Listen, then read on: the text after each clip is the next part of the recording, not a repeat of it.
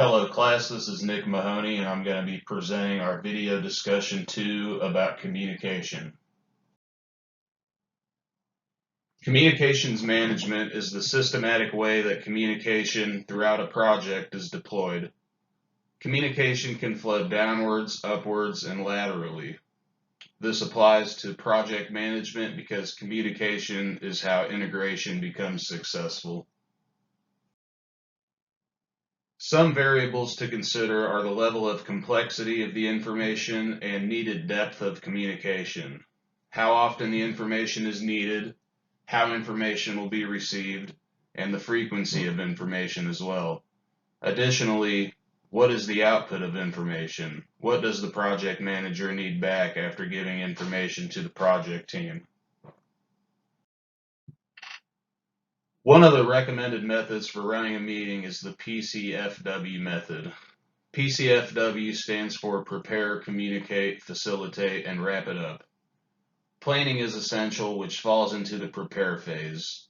Communication is key because individuals must know the meeting is taking place, and sending an agenda is also recommended so the team knows what will be discussed and can prepare themselves.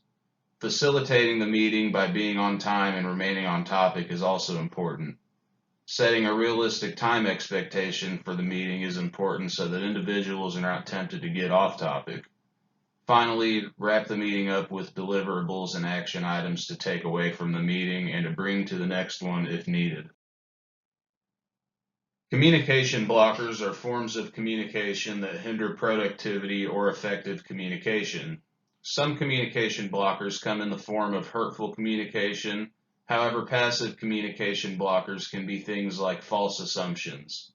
An example is maybe the project manager assumes that everyone he or she is communicating with has background knowledge about a topic. This could result in a non-optimal outcome on the project. Another example would be mixed messages.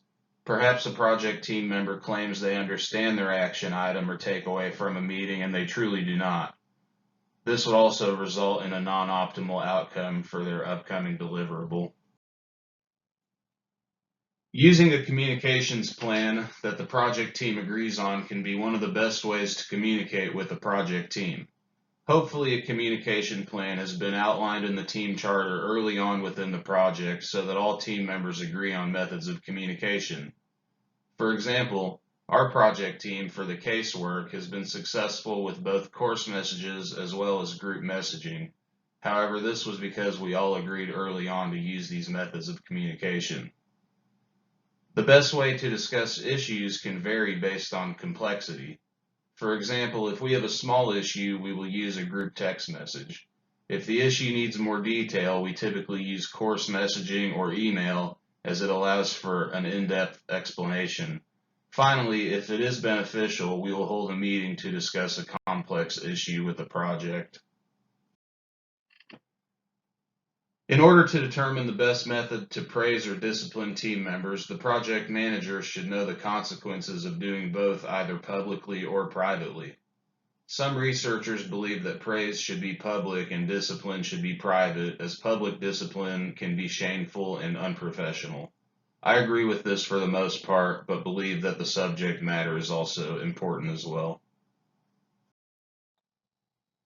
Here are the references that I used for this presentation. Thank you.